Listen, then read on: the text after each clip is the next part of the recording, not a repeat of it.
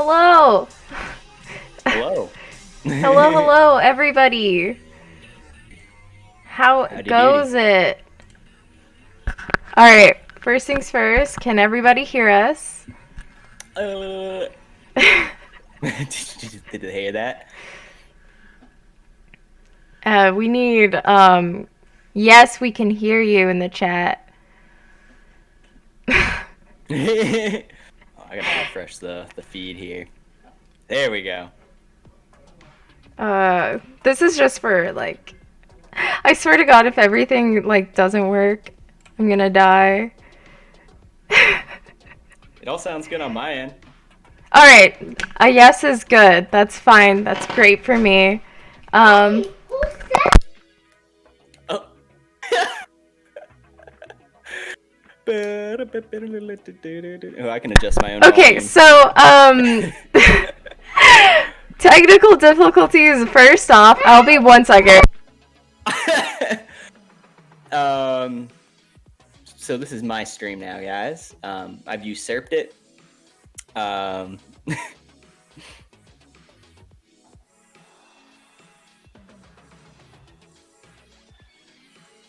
just trying to see here. Dude, my stream is super behind.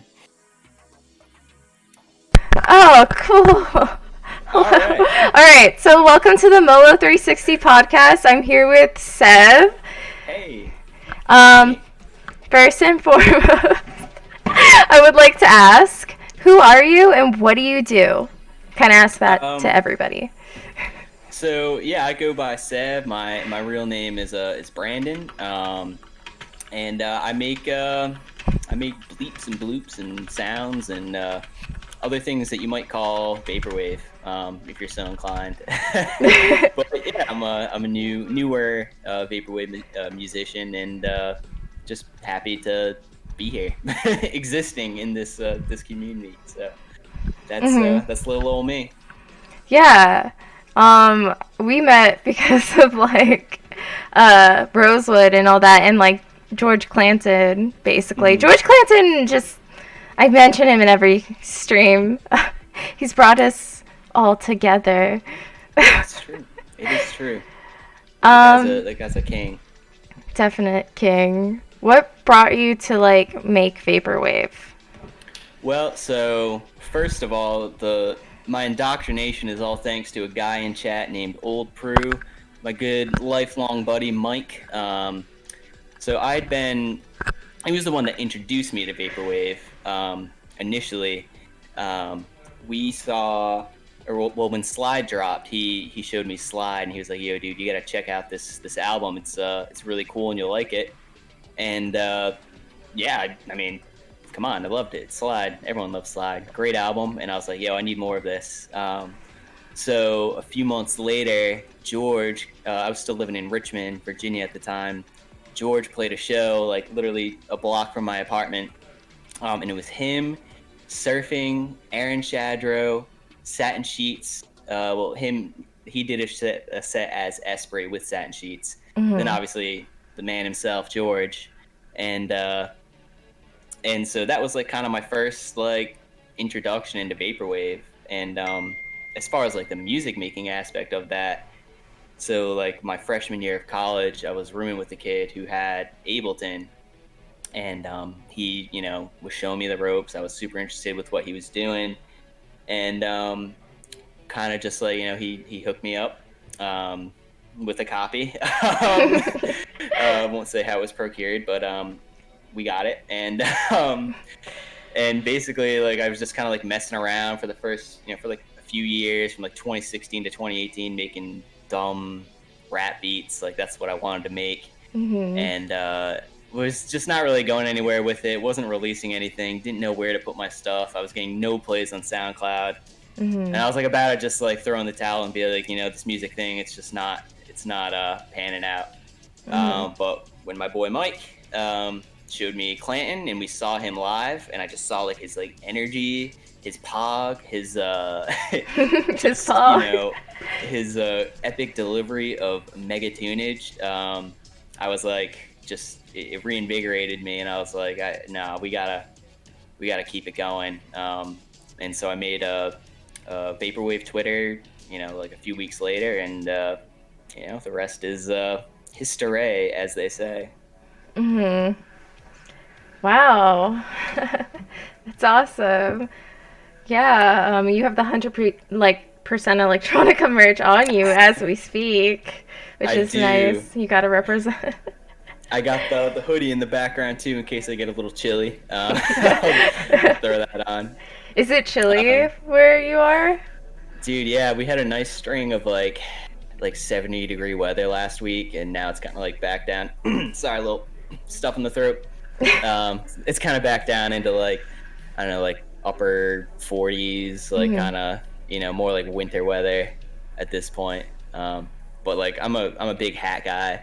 I always wear hats, and like I only own two right now, and I don't know where the other one is.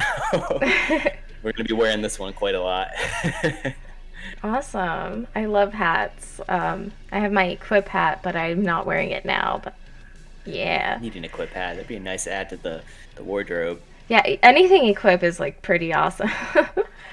I like his like kind of, I don't know, metal look in my opinion. Yeah, yeah. I have one of his shirts, that black one with like the it's like black, white, and red. I think it might be a Curse Breaker one, or it might just be a straight up Equip tee. I can't remember.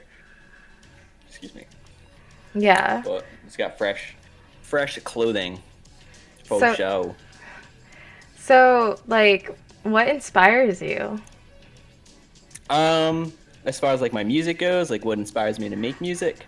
Yeah, to make music. Um, And everything, honestly. Like what makes Sev yeah. Sev? For one, definitely a severe case of ADHD that went undiagnosed for many years. That's probably like the core tenet of Sev. Mhm. But as far as like the inspiration to make music, it's just seeing people all around me do like cool stuff. Like I was saying, with seeing George play that show, like seeing his just like energy on stage, and like just how crazy he was going and how much he was enjoying himself, that initially inspired me to like just keep making music in general. And then like after that, just meeting cool people in the scene. Mhm. I got 777 released on Vivarium Recordings. They're an internet label in the scene, and just from talking with those guys and hearing what they were doing, they all have such like varied and unique sounds. I was like, man, like you guys are all doing cool stuff. I'll try to do something cool too. And to this day, I'm still trying to do something cool. I haven't gotten there yet. I think you've gotten there. I mean, Thank you. you're a cool person and you make cool music. Thank you. I can't help but self-deprecate. I cannot accept a compliment. It's like impossible. Well, who is actually like has never self-deprecated in their life? I don't That's true. believe that there's one person who's never been like God, like to themselves. Like Yeah, hopefully not. Well, yeah, I think it's definitely important to be humble and be able to Mhm. be able to laugh at yourself. Yeah, yeah, definitely. I think so. Oh, thank you, Shiro City. I tried Hey. everything I got on for the visuals. I was inspired by Sev. Yeah, these are dope. I'm just getting to look at them now. Like Kirby's Yeah. jamming out, Mario's having a ball. The TV screens are screening. It looks Yeah. sick. Well, it's purple because of you, and like I feel like you're purple vibes. I do like purple, actually. I got some purple in the shirt I'm wearing right now. Well, it's I think in it's a like color. your aesthetic. Like, okay, My I'm screen holding name. your tape. It's like your picture is very purple and Yeah. like those kind of colors, Right, and right. yeah. I think initially with that profile picture, like this was when my understanding of vaporwave was just nothing more than palm trees, like the sunset grid, and Hmm. in purple colors. So I was like, oh man, if I'm gonna be in the vaporwave scene, I gotta have a purple avatar. So I just try to make it look kind of vapor. Hmm. It definitely Purple, is. I I love. definitely underrated purple for a while. It's a sick color. Oh, for sure. I love Real sweet purple. color. Yeah. I think my least favorite color is yellow. Agreed. Yellow or honestly like green. Like I know I got green in the picture. Yeah, I used to hate green, but I kind of like it now. I I would just say like don't yellow. like yellow that Yeah. much. It's not. I Yeah. can't wear it. I can't like. It's got a weird energy, you know? It, Just it kind of does. chaotic. It's very chaotic. Oh, Isaac wants me to talk about the Sully Commission by Sega. Hell I don't think yeah. I saw it yet. Was that posted in the Patreon? I've been so like wrapped up in so much stuff that I've just like I feel like I've just forgotten about so many things this week. Mhm. Um, I'm sure it's probably fucking dope because Sega is dope and she does awesome work. Mhm. So I'm definitely, if someone's got a link to that, Shout out definitely see it. Sega. Shout out Sega. Join her Patreon, dude. Talking about promoting. I'm gonna. I have to like remember to like put your link Hey. out there. Thank you. um. So like the person who made your profile picture, that was like Madisbrom or Mazdabrom. Yep. Mastabrom. Yeah, yeah. Yeah, I think it's just Morbid Sam spelled backwards. Oh yeah. But she's another person who's been, you know, in the community for a while, and I forget when we started chatting, but she started doing the commissions and stuff, and so I'd been wanting like a redraw of the Scream Man for a bit because the original photo, it's like actually, in a way, like I kind of vaporwaved like the OG icon because I was at a thrift store one day and there was like this random like postcard on the ground and I just like picked it up and it was like kind of like this weird blocky version of the Scream. I had no artist name attached to it, no info about who created such an image, and so I like took a picture of it and then just like kind of edited it, and then just like kind of as I like learned more about like, hey, like that's probably not cool, I was like, maybe we should just get someone to just draw it up. I mean, it's still not, you know, my work, the original work, obviously, but at least now it's someone else's like interpretation of it versus me just taking a picture of someone's picture. Yep. So That's basically what I do for this stream. Yeah. I just like get everything from like Google. Like yeah, I'm like, I mean, I wish I could draw something and create. You just sampled it. We're just sampling stuff. You know? It's all just sampling. That's a good way to look at it. Yeah, sample is God. Copyright is joke. Copyright is joke. Faux show. I have both the Rosewoods watching today. I just want to know, which one are you? Are you Kev? Daniel? Wait a minute. Yeah, I just know. I haven't been watching chat. Hold on. What? There's Rosewood LA. There's Rosewood Records. I'm like, wait, who are you guys? Who are you people? Yo, and Skeleton Lipstick's here too. What's up? Hello, welcome, Skeleton Lipstick. Welcome everybody. Thank you for coming. Everyone. Yeah. So you have a stream, that, and you play video games. I do. What is like your favorite video game? It kind of like changes like based on what I'm playing, but just I guess if we're just talking all time, I'd probably say maybe Metroid. Metroid's a great series. I've played most of them, and there's just not a lot of games out there like them, and they're super replayable, really cool. Metroid's the one with Samus, right? Yeah. Okay, I played it once. Oh, really? Which one do you remember? Metroid Prime for GameCube. Prime. Yeah, that one was sick. So good. Yeah, it was sick. And Metroid Prime 2. I don't think I ever finished that, but I should. I know there's a new one that's supposed to come out eventually. But I think they like postponed that, but that'll be pretty sweet to get a new Metroid at some point. Nice. So that's probably my favorite game of all time. As far as like recently, I would say Spelunky 2, but I've just thrown in the towel on that game. I'm sorry, Sleep Pattern. Oh wow. Kicked my ass too hard for too long. So yeah, that's those are probably my top two. It's still a good game, but Didn't that one just like come out? It did. I was like pretty decent at the first one. Like they're both like kind of hard because just anything can kill you so quick. But the second one, I don't know, it just feels harder. Like I put maybe 20 hours into it, and I've still not made it past like the first biome more than like a handful of times. So I was like, I can't do this anymore. Well, Shira wants me to ask if you've ever, or do you like Castlevania? So I've never really played it in full. I played a little bit of it when I was like younger, and I don't know, I just didn't really get into it. I know there's like more modern versions of it though, right? They're not all like the NES classic, I think, right? Or am I tripping? I don't know. I've never played Castlevania, so I'm like, yeah, beats me. Dude, there's They're on Smash, so there's that. I don't know if that counts. Seth, there's another Rosewood in chat. Rosewood Total Landscape. I'm sorry. Oh my god. How many Rosewood? Oh god. There's 8 Rosewood accounts in here. Okay, cool, nice. Really cool. So how did you get involved in Rosewood? I would like to know that.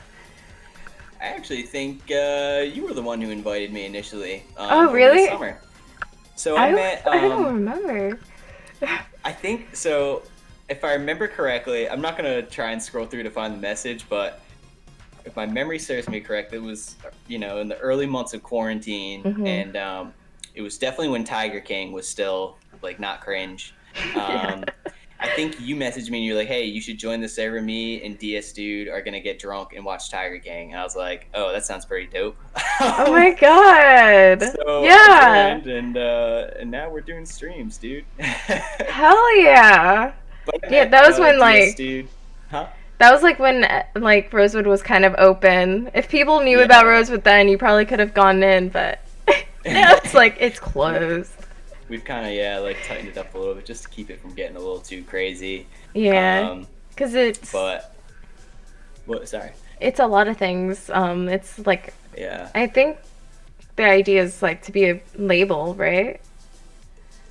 I can't speak for Kev, but I can't speak for him.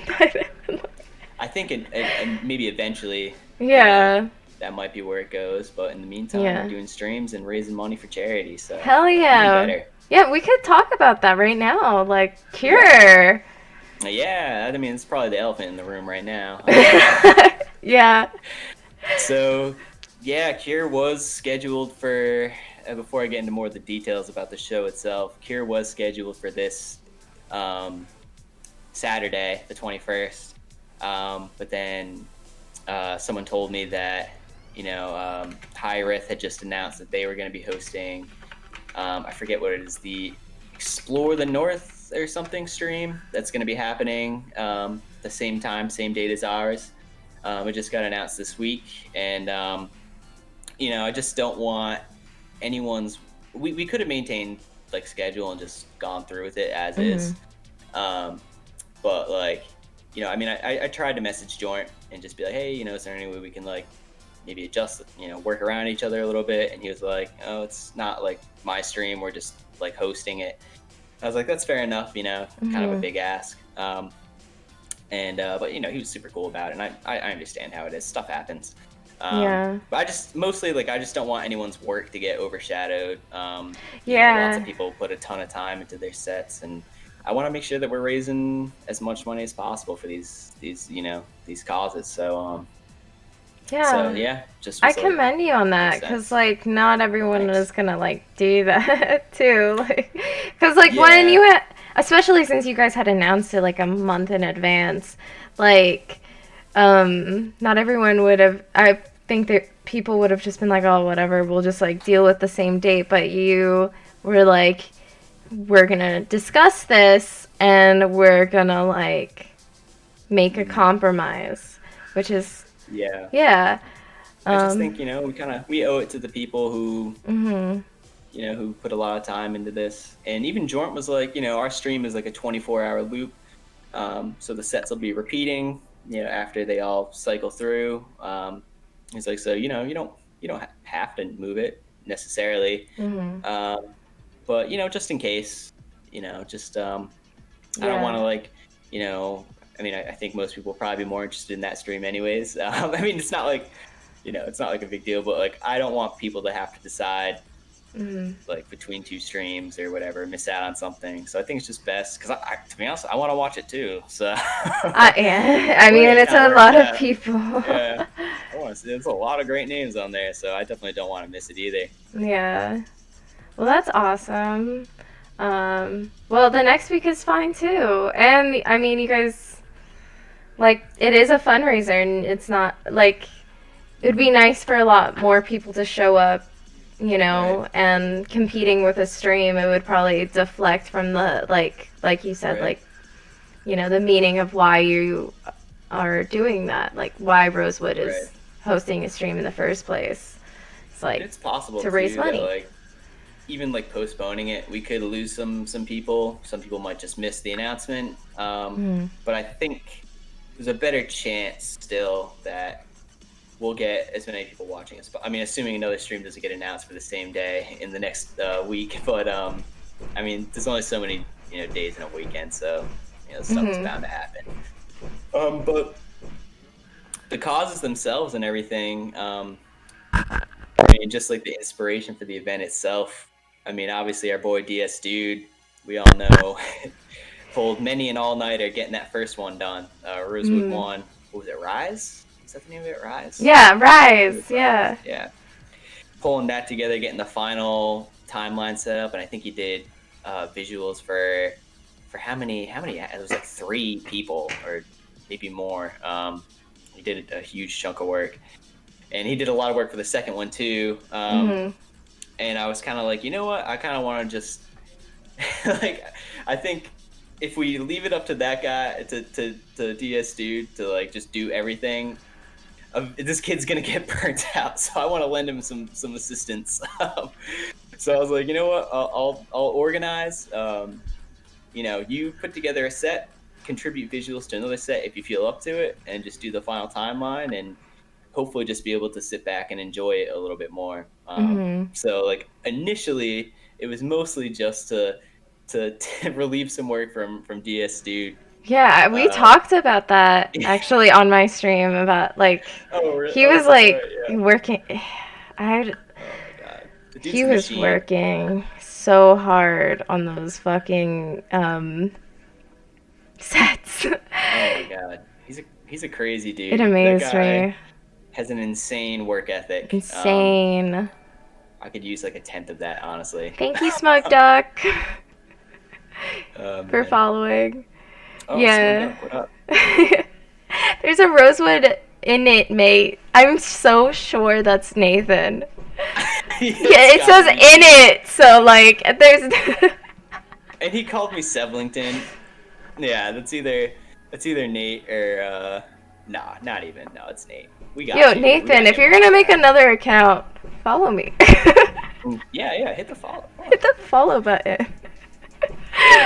Also with this stream, so the causes themselves are like, oh wait, are people saying? I just got a message from Sleep Pattern. Oh, that's 20 minutes ago. I think my mic should be good now.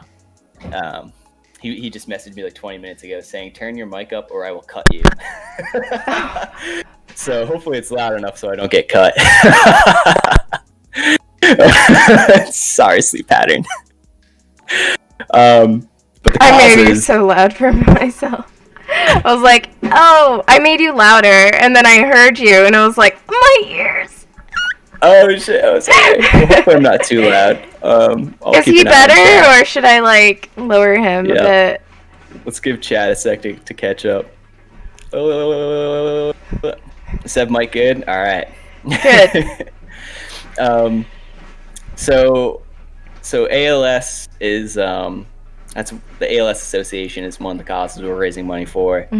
ALS is like a neurodegenerative disease, and it attacks like nerve cells in the brain and in the spine, and it kind of causes like a decrease like muscle function over time, and it's a terminal illness, so eventually results in death. And glioblastoma is like a pretty like aggressive form of like brain cancer. And so I mean, these are both things that people in my family have had, and obviously weren't able to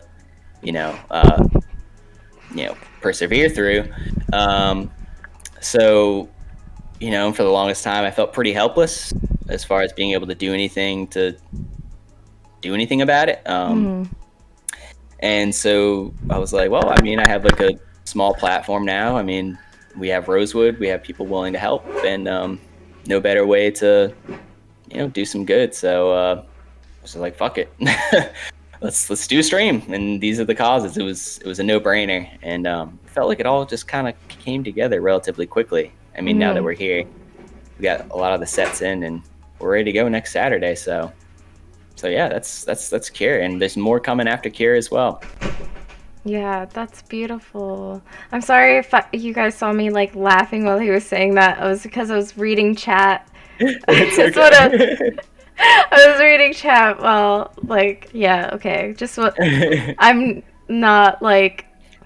I understand. Ooh, people in chat are saying we're both clipping. Oh, are we both clipping? I think we're both clipping.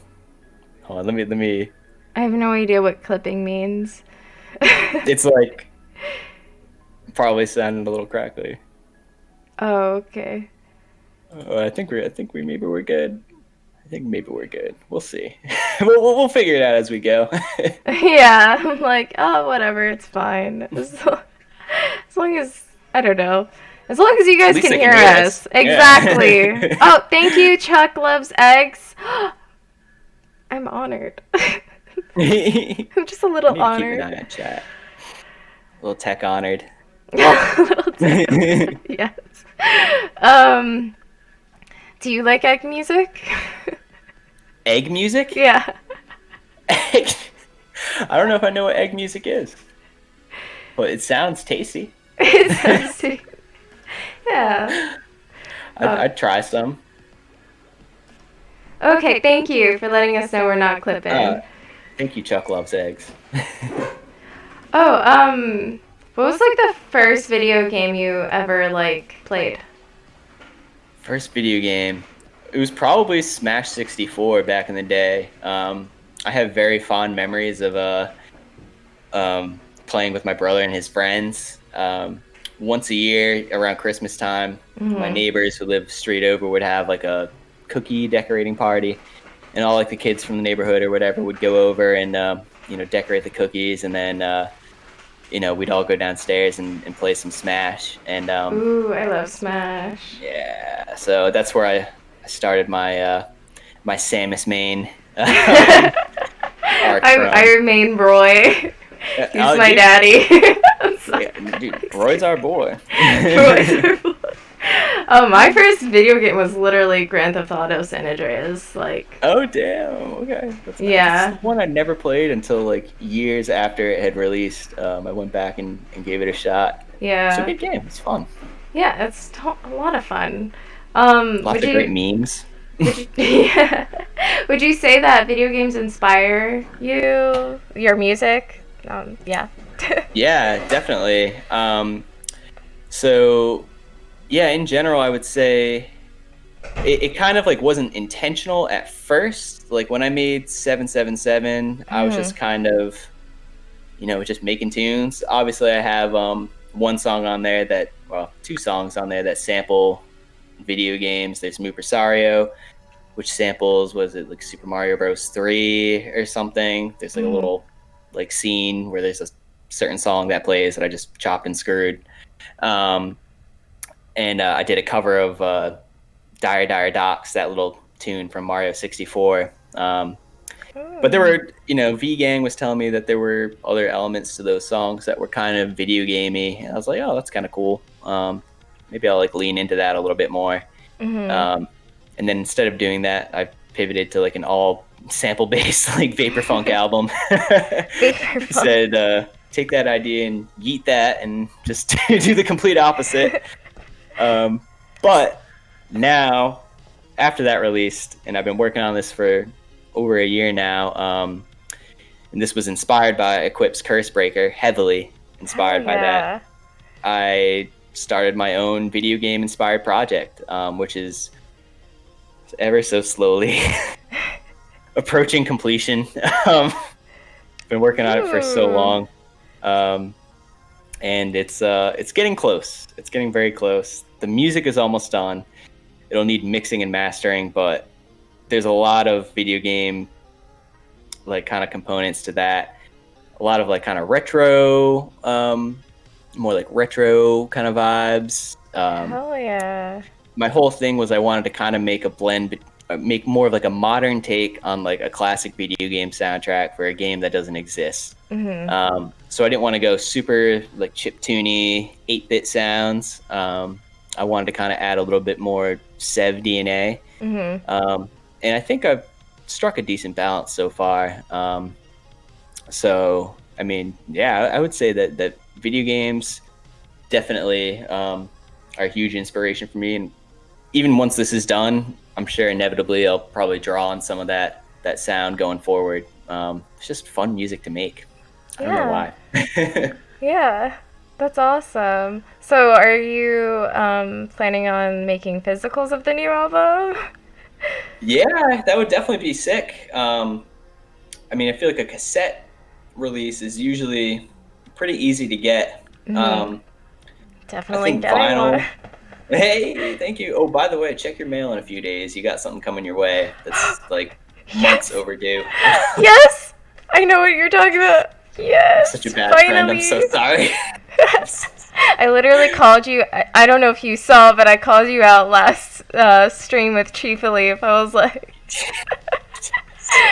yeah.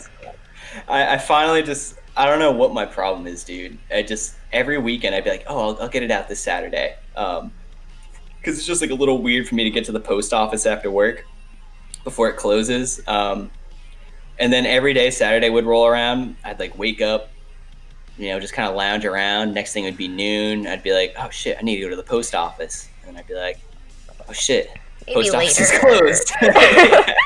So no. We'll go next week. And then, oh shit, you're an idiot, Brandon. You forgot again.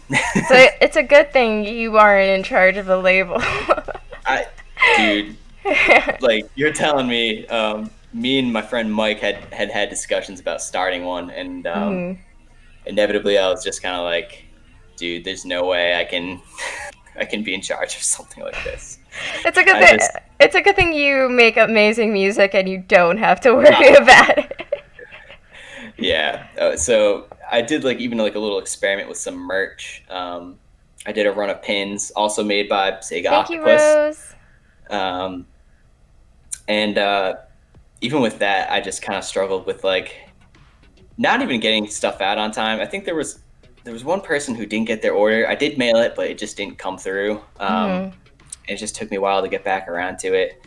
And also just like not being sure of like the proper way to like package certain things. I mean, they were just pins. But someone told me to just stick them in an envelope and mail them that way. And I was like, all right, but it still felt weird. So there's no way I could handle like physical releases or even like manage my own merch. I'm just too, I'm too dumb. Yeah, essentially that's what it boils down to. I didn't want to interrupt, but like I got your pin. Hey, I'm glad it made it to you. I got your pins. Didn't you? Yeah. What did your parents? Did they like think it was kind of sus or something? Oh, I think they threw away one. They I did. think that's what. Yeah, or something. Oh, No, they didn't think it was sus. I'm for sure on that one. Okay. But I think I remember talking about my pins with you and being like, I only have this many. And you were like, oh, there should be like one more. Like, oh, what? Oh, yeah. I think I ended up sending that to you, right? Yeah, I don't know. Right. I have no idea. Let me know. I'm like, not, what? Right now I'm like, wait. If not, it's on me. Oh, no. I mean, I have more than one pin, so I'm good. Right, Unless, yeah, we're good. Gucci. Right. Yeah. So, moral of the story is that I suck. I wear it. And I'm a terrible friend in person. No. No. You're a great friend. I appreciate that. Thank you. If you were in Rosewood, would we actually have anything to talk about? I'm just kidding. But you are so lively. Like, you definitely, like, bring, like, the laughter and, like, your personality. And you're awesome. Dude, I appreciate I'm just gonna that. give you a lot of compliments. Oh, hey! I just noticed on this feed you got you're putting the pin on right now. I'm trying to put it on right. You got this. But, dude, it's actually, like, it's kind of funny because, like, something about, like, the internet. I'm way more comfortable. I mean, it's because it's the internet. I'm way more comfortable just kind of being my, like, weird self, and caring less about what people think. In person, I'm, like, just so incredibly awkward, and, like, just goofy. I mean, I guess I'm goofy now, but, like, even more so IRL. So hey, sleep pattern, I love you too, bro.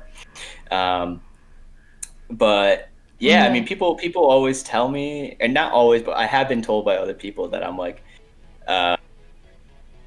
kind of like a lively conversational dude, and I'm like, damn, that's funny because like just trying to interact with people in person gives me enormous anxiety constantly. So maybe it's like a defense mechanism. I don't know. Yeah, I mean, I just got like actually like diagnosed with anxiety this summer. Like wow. It's more so in social settings that I notice it more. I just don't know what to do with myself, and I just like kind of just feel like people they're trying to talk to me. Get away. Oh my god, I don't notice that at all. Like if you like I don't notice you. I think I've been able to mostly get it under control. I'm way more like secure in like who I am, and I don't really feel the need to like try and I don't know change who I am just to make someone else like me. So I think just kind of having like FaceTime on the streams and getting to meet people IRL at Econ, and just knowing that the people in the scene that I'm interacting with are all, you know, like good people and they're not judging me. I mean, that's all, you know, all I really care about. Who gives a shit? Who gives a fuck about negative people? But like also, I love how you were like being so like self-deprecating earlier, and now you're like, I'm fucking like I don't need like I'm pretty awesome.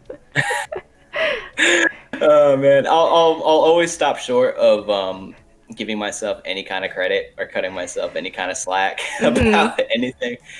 But I don't actually think that like, you know, I'm a loser or I'm dumb or I'm ugly or I make terrible music or I just suck. Maybe sometimes. Yes. The face you were making. I want someone to clip that, please. But like, you know, I know my music isn't bad. Like I like my music. I won't oversell it. You know, if other people happen to like it as well, then that's just that's a bonus. That's definitely something that took me a while it's an attitude it took me a while to adopt for sure. But I'm better off for it for sure. Yeah, gains. We all go through growth. Big time gains. So like, what is like, okay, what would you ever want to be in a festival? And what festival would you like want to be a part of? I mean, there's a really easy answer to that. It would 100% be Electronicon. Yeah. Oh, well, yeah, 100. Yeah. Unintentional pun. Oh, Skelly, thank you, dude. I'm glad you and thank you for including some tunes on the playlist as well. Super appreciated. That's awesome. But definitely people love his energy. Oh, who said that? Skeleton Lipstick. Oh, dude, you're so nice. Dr. Chris is the man, and while I'm here, before I get back to the festival question, I just want to say to Dr. Chris, I super appreciate your existence in the scene because despite the fact that you're one of the top guys here, you really do pay attention and care about the smaller up and comers too, and you show support where you see it necessary, and much respect to you for that, dude. You grind hard and you make sick music as well. So Definitely. Literally, Literally, let's go.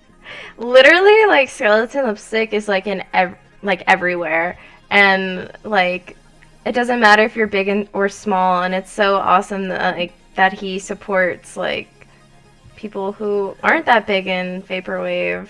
Right. Yeah. We love Dr. Chris.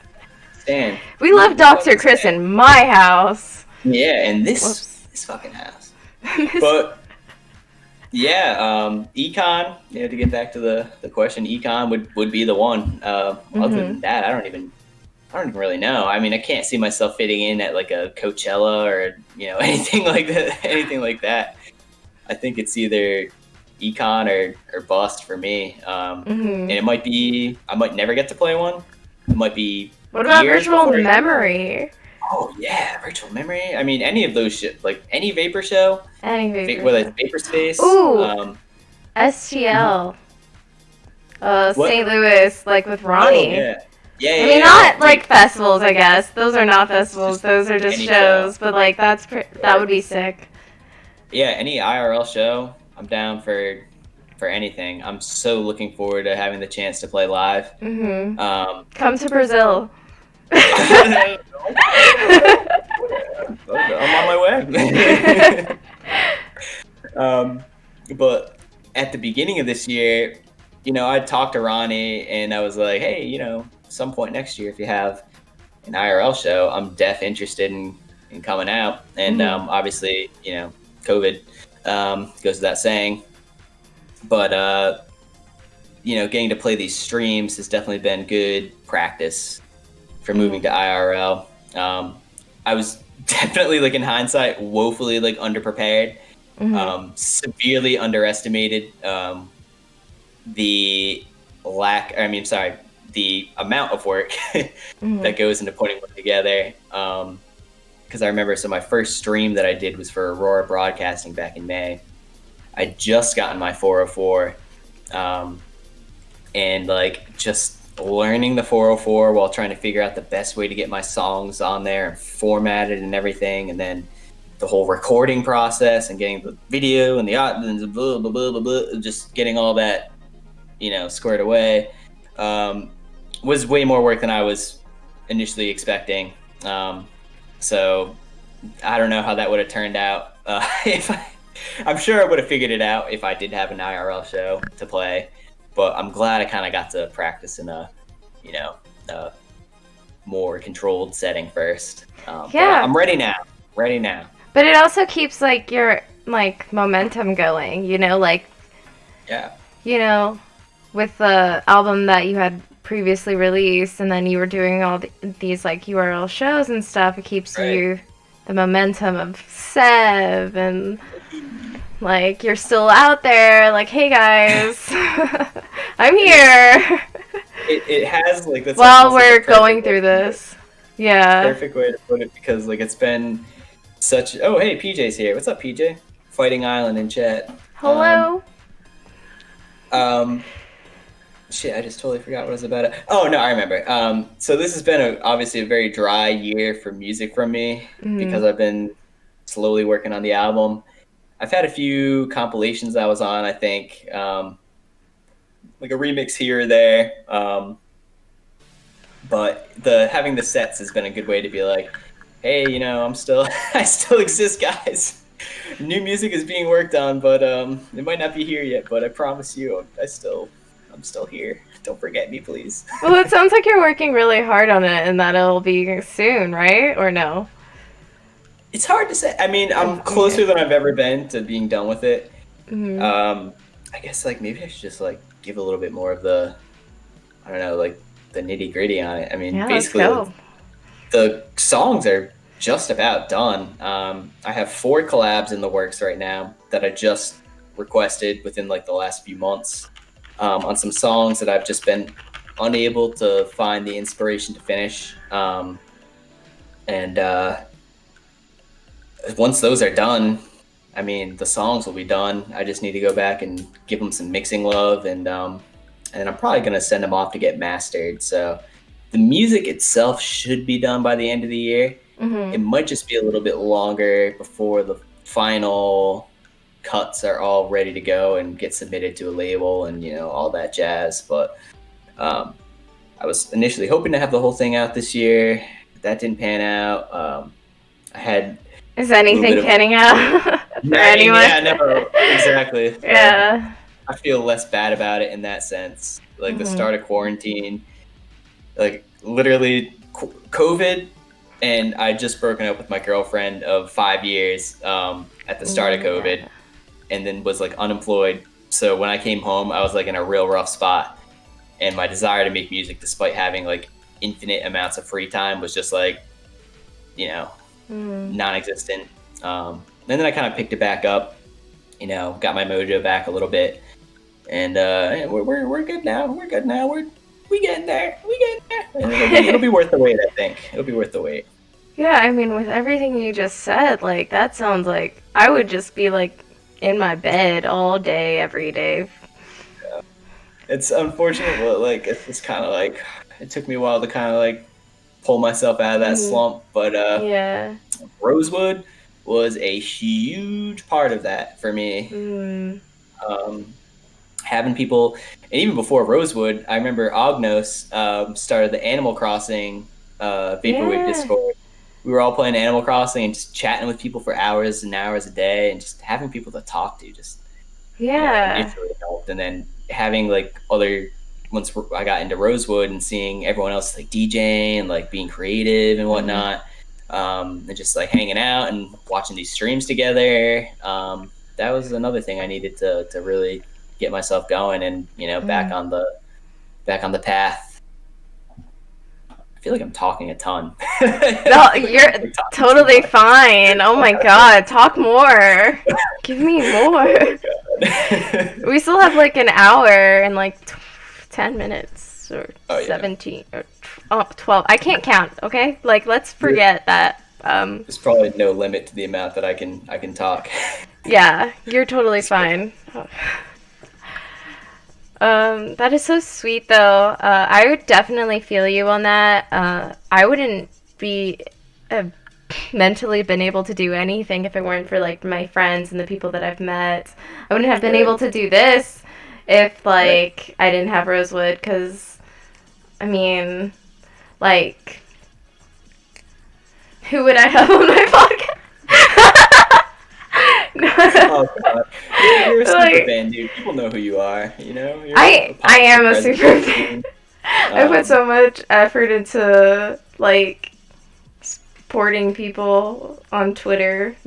You're always out there, dude. You're always out there, and you're always supporting the homies, and you always need more of that in any scene. So I'm not a K-pop stan, but I am a Vaporwave stan. Yeah, that's what I am. We need to start getting like some Vapor gifts together of like people like Clanton and just like other folks that we can just start replying to random threads with, like the K-pop stans do. Yeah, I want to do that. Oh, bye, Chuck Loves Eggs. Peace. Bye. I was just gonna type it. Thank you for coming. Big honor. I love that guy. He's sick. Aww. Molo is crucial to the Vaporwave scene, says my boyfriend. So that's nice. Shoutouts to Nasty Nate. AKA Nathanator on Roblox. Adam. Give him your Roblox bucks. Well, I don't know. Whatever the fuck the currency system Robux? is. Oh, yeah. Okay, wow. The boomer moment. You're a zoomer. I'd like to think that we all have a boomer inside of us somewhere. Just a little sprinkle of boomer. It's just how we choose to use it, You can use Sure. it for good, or you can use it for evil. I'd like to not be associated with boomers at Oh all. damn! I'll speak for myself then. I'm I like, got I I just, got some boomer tendencies. I guess, I mean, like, what do you consider boomer tendencies? Like, I don't know. I go to bed pretty early usually. That's a not boomer me. tendency. I know. I do not go to um, bed early. maybe like less so the toxic boomer tendencies. I don't think I have many of those, but I feel like relative to most people my age, I'm like relatively technologically inept, and I don't know, just a little out of touch with. And even just saying this is going to make me sound out of touch, but a little out of touch with like what's hip and cool. You know, what I mean? Like I mean, you say in popular PogChamp, culture. so It's true. That's true. it's pretty Pog is relevant. it's pretty. Yeah, Pog is pretty hip. It's in right Yeah, now. you're like the vaporwave king of PogChamp. I forget. I No don't even one know else what does had it. me. I think like a streamer that I watched, this dude Northern Lion, was like throwing around poggers a bunch, like saying poggers like in various forms, and then I just kind of picked it up. It just infected my dialogue, and now I can't stop saying poggers. Someone help, please! I can't stop saying poggers. Oh god, You're addicted to the Pog. addicted to the pog. Hi, I am Seb, and I'm addicted to the Pog. I'm addicted to pog. You know, it's had a pretty positive effect on my life actually, but Yeah. yo, my buddy Mike just said Sev is a boomer, doesn't even know how to computer. He do be right. Oh, that's something. Yep, He do that be makes me a right. boomer, I guess. Yeah. Somewhat. I'm terrible with computers. Especially with the streaming stuff. That took me a while to get down. I mean, there's like countless resources and YouTube videos, but for some reason I was like, I'll just try and figure it out myself. Eventually That's needed those me. videos. But That's me. I would say, honestly, looking at you, you do kind of look like a boomer right now. the stash definitely adds to the boomer vibes. And the flannel. The flannel, And the too. flannel, yeah. Yeah, I got that like my name is Earl kind of aesthetic going on. Man, that might even be dating myself just talking about that show. I don't know if many Zoomers have watched My Name is Earl. I've not. No. I'm a man. zoomer and no. I'm in like that kind of like weird Zoomer millennial transition though, because I'm a '97 baby, so like I'm slightly too young to be a millennial, slightly too old to be a true Zoomer. So I feel like I'm kind of like slightly connected to both generations in that sense. It's kind of weird. Kind of weird. Well, I feel like I also like relate to millennials a lot because I was like raised on early 2000s, you know, and that's like their content, and like some of the 90s like flooded the early 2000s, the early 2000s. So like yeah, I feel like I can relate because of those things that most Zoomers can't relate on. That are younger than me.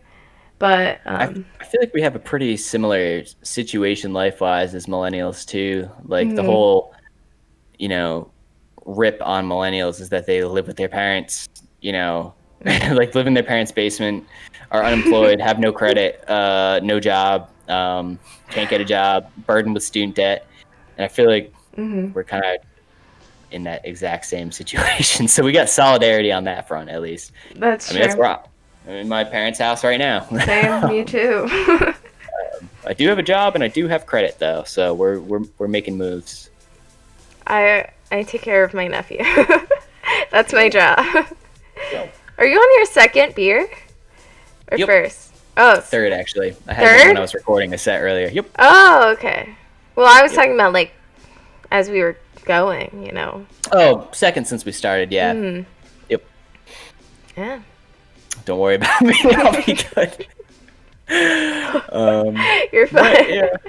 It's a weird time to be alive, and you know, especially like with the COVID stuff. I feel like it's only exaggerated some of the issues like our generation's kind of had to face with like employment and all that. Obviously, Definitely. I lost my job because of COVID. My life has been completely derailed because of this crap. And, like, I can't even see, like, the starting line to, like, untangle my mess right now because COVID's getting worse.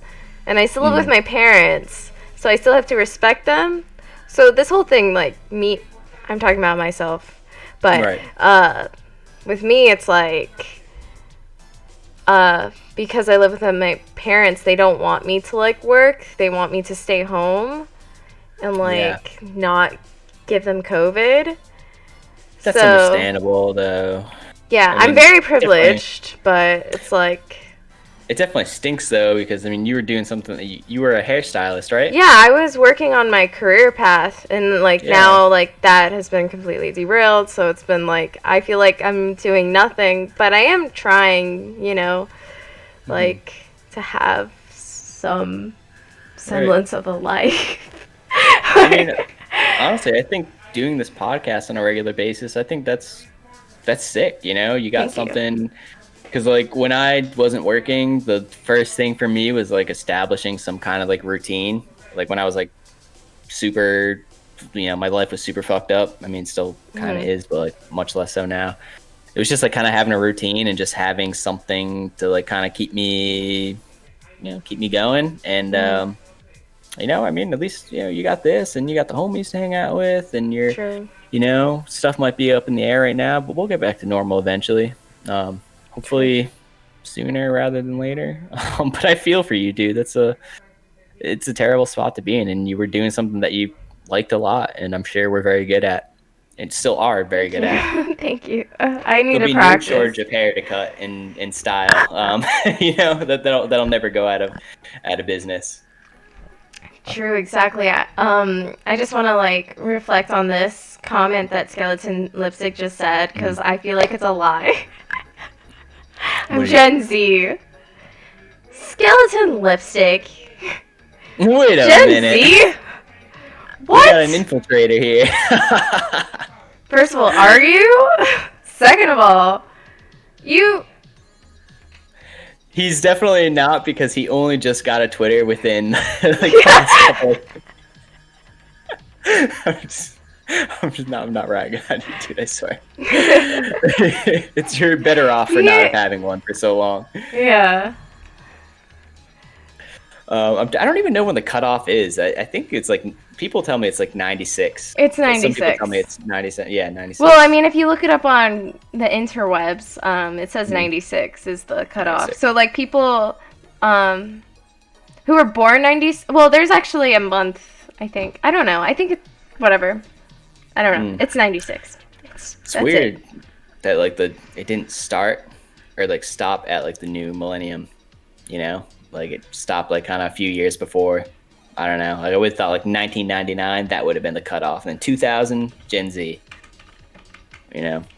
Yo, Scale, you are timeless, dude. You are transcendent across all generations. Timeless. I don't know why I'm just, like, tipping my hat. Timeless. I don't know. Timeless. George told me for years, and I was like, Twitter? Question mark? Oh. Now, how do you feel about Twitter? How do you feel about Twitter, Sev?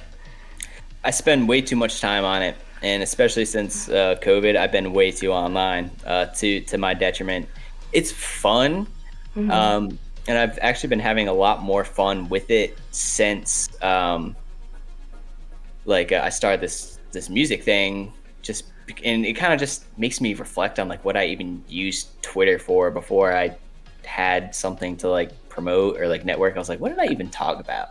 Like, before, like, I've yeeted all my old accounts just because I don't even want to look at them, whatever cringe I was posting.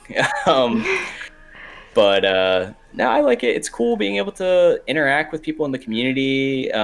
It's cool being able to see what other people are up to, the projects people have going on, just general camaraderie and memery and goofiness. I'm a big fan of Twitter. I'm a big fan of Twitter. It's I also easy. think I use it way too much. It's an addiction. But I think that it is like amazing for promotion. Yeah. Like, and it's an amazing way for like people like me to like interact with people like you.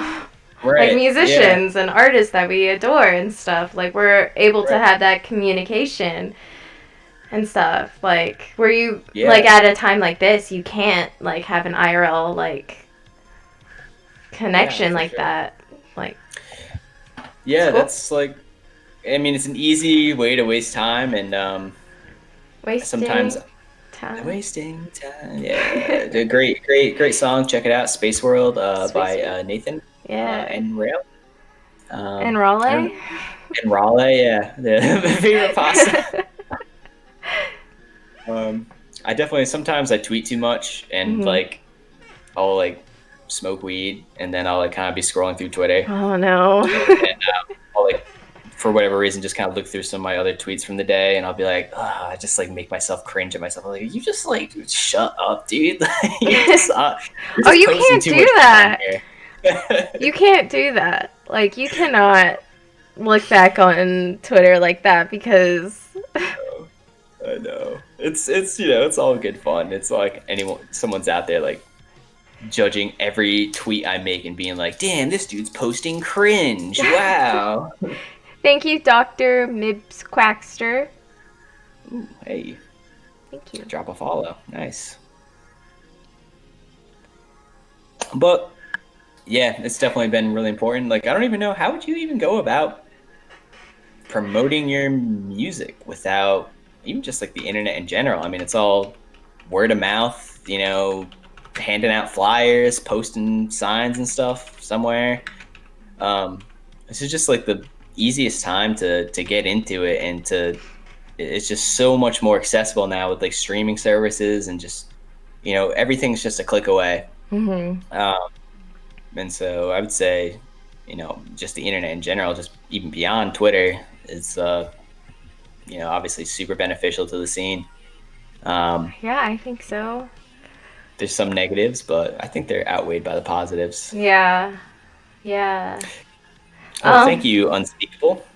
You said congrats. I just want to say to that comment, Quackster, I'm not on Tinder anymore. Hey. I'm not single. That's it. We're good. Yeah, her booze in chat, Mr. Sword, sword symbol.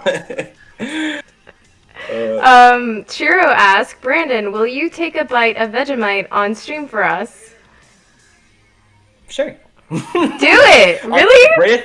I'll do it at the end of the stream. Let me. Okay. I'll get the jar out real quick. Just pardon me for 1 second. Okay. 1 second.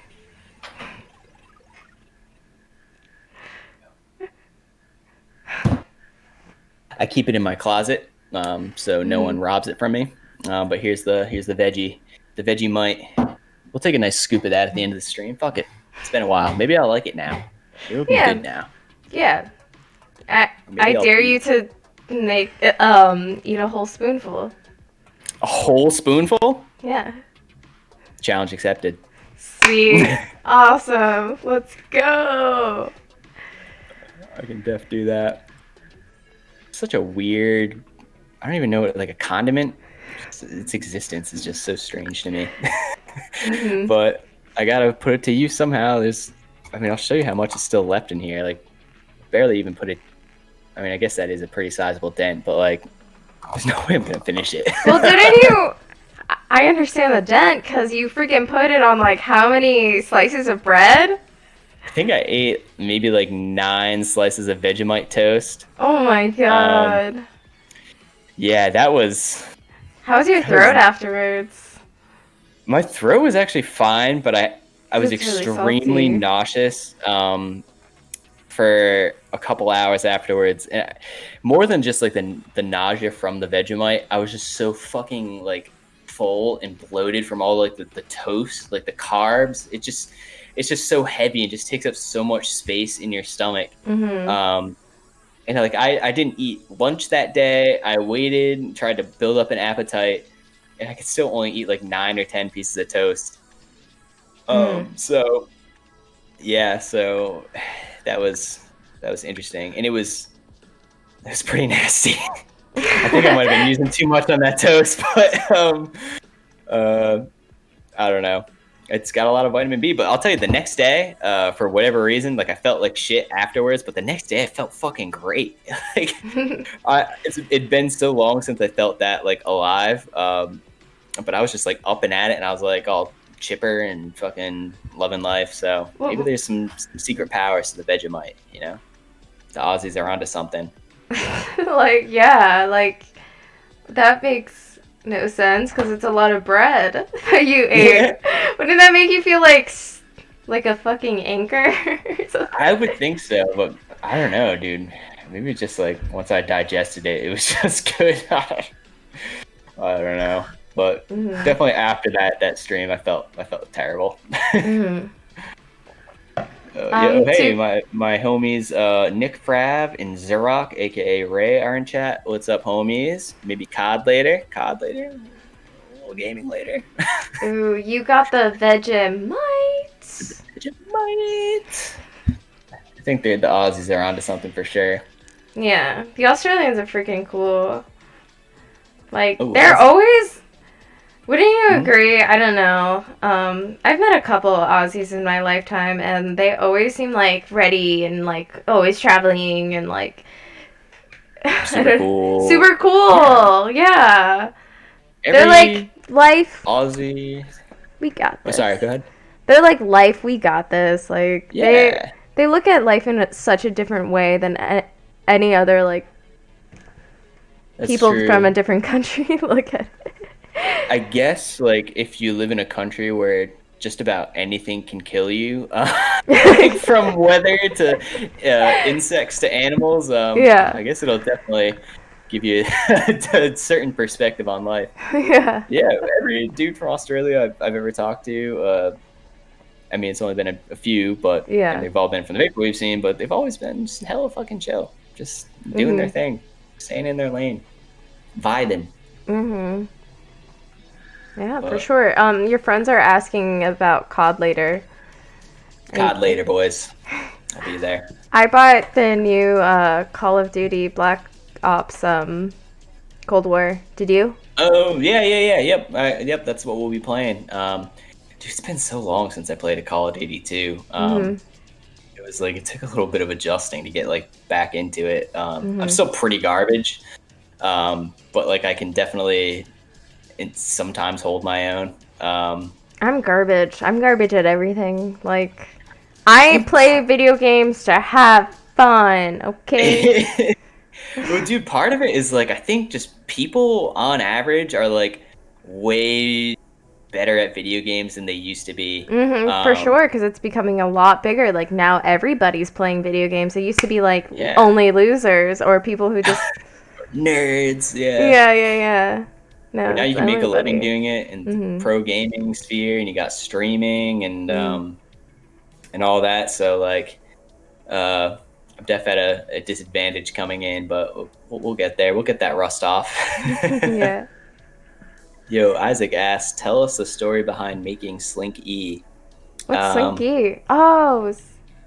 The last track off 777. I'm such a bad person. I'm sorry. You're fine. It's okay. I don't care. It's all right. Going to hell. No, you're not, dude. It's totally fine.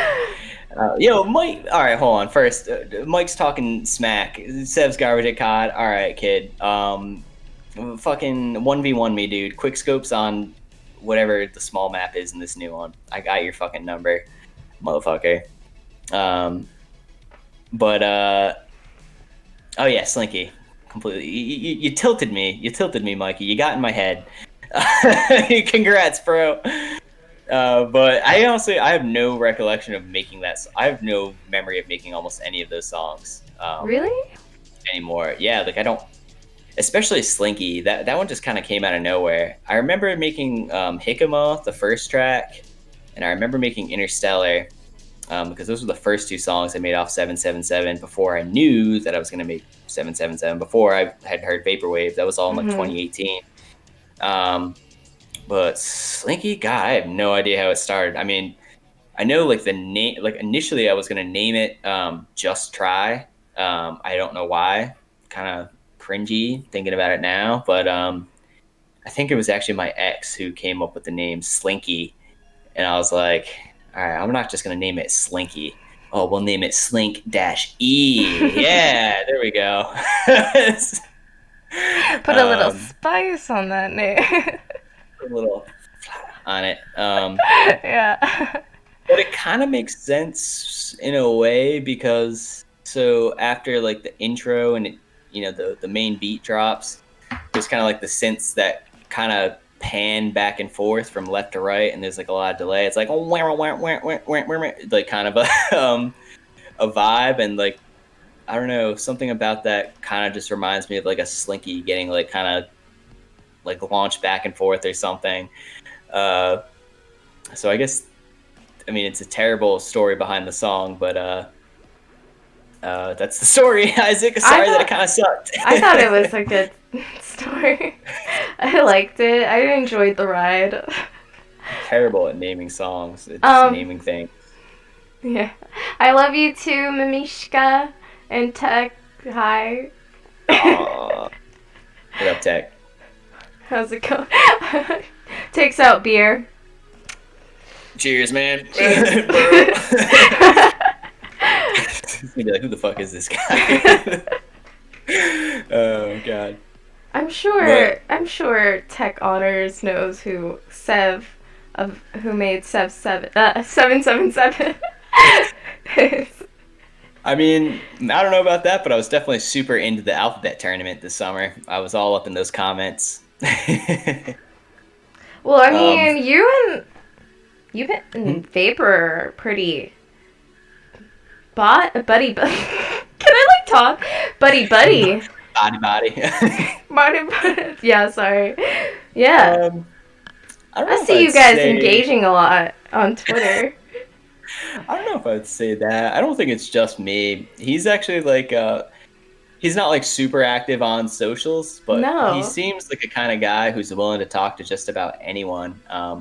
I think it's maybe more so that a lot of people, myself included, are intimidated to approach someone like that, who's like kind of, from a Vaporwave standpoint, one of the top dudes, the top dogs. Yeah, but I mean, yeah, we've talked on occasion. He's given me some helpful advice as far as like music theory goes, and just like last summer there was like a separate video game album that I was trying to plan with some friends, and in a more collaborative sense, and that didn't pan out. But he was also making one, and he just kind of gave me some pointers as far as like maintaining a vibe. But he's just a great dude. I think he'd probably be willing to talk to anyone, about just about anything. I mean, within reason. So, but it's been cool. Yeah. So, collab win. When's that cool. Severer. As cool as it would be, I can't see it happening. I'm sure the dude's got more important things to do than work with a scab like me. Dude, no, you're getting back to self-deprecation. Sorry. No. But like honestly, like my perspective on collabs is like, Tech says hell yeah, doggy. So he knows who you are. I thought Tech hated dogs. It's it's a little sus. I'm just kidding. Oh god. Oh god. I'm sorry, that's really funny. But like my perspective on collabs has changed in general. Because like this, I feel like a lot of pressure to make something that the other person likes, which is like obviously like you should both be happy with the final result. But I feel like there's a lot of pressure involved. sometimes it can be really time consuming and lengthy. And it's not that I don't like working with people. I love working with people and kind of blending styles and stuff. But you want to be straight chilling. Yeah, and I just like work super slow, and I feel bad holding up other people. And so like I'll collab with people, but I guess won't go out of my way to request one necessarily. But like I'm open to it on like a more case. But with Vapor though, with someone or not like anyone like that, I just don't think I'd have enough to bring to the table. Oh, shut up! I'm gonna fight you. I mean, like they're so good and they know so much, and I'm so stupid and so small. I mean, fight you. Maybe one day, you know, get some collabs going with some bigger folks. We'll see what happens. I think sometimes part of it is just having the nuts to just ask, you know, just ask. But for now, I'm just chilling, and you know, I'm just happy to chill with the homies and make some tunes. Yo, Frab, we can collab. Oh, God. Well, I'm gonna follow up with who's like the person you would want to collab with, and yeah. Like in the scene, like more than anyone. Yeah. Oh my God, I'm getting so much shit in chat right now for this. Sorry guys. I would have to say if I had my pick of anyone within Vaporwave to collab with, it probably would be either Vaporer or FM Skyline. Oh, you and FM Skyline would be like amazing. I feel like you guys have. Dude, he's probably like, I feel like I don't talk about him a ton, but like he is like one of my favorite like producers in the scene. He's just such a jamming dude and has such like infectiously groovy tunes. And he's been a big inspiration on a lot of my music. And yeah, I mean, just from like his use of like bass lines and like the kind of like funk he puts in his songs and everything. It's had a little power flicker there for a second. That's spooky. That'd be disastrous. Yeah, I would be like, oh no. It's 40 more minutes, please don't knock out my power. But I'd probably say FM Skyline. But again, not anything that I'm holding my breath on, or even at this point, I'm even like trying to make an effort to make happen.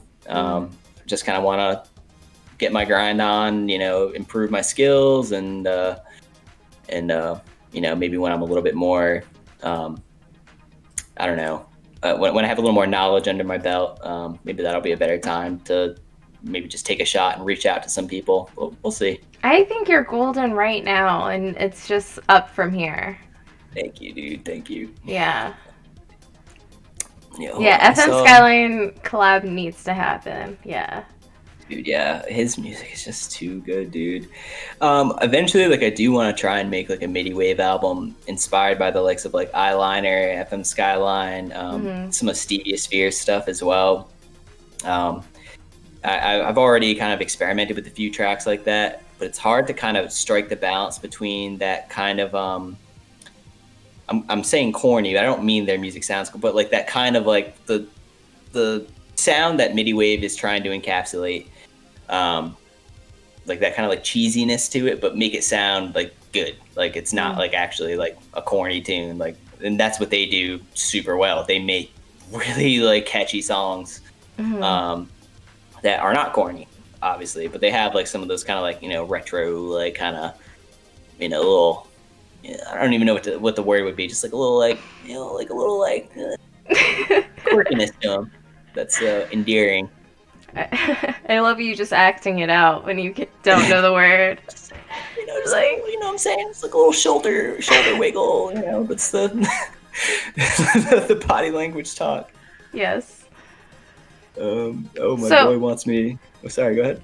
I was just gonna say to the chat, if you guys like have any questions for Sev, like, let's go. Yeah.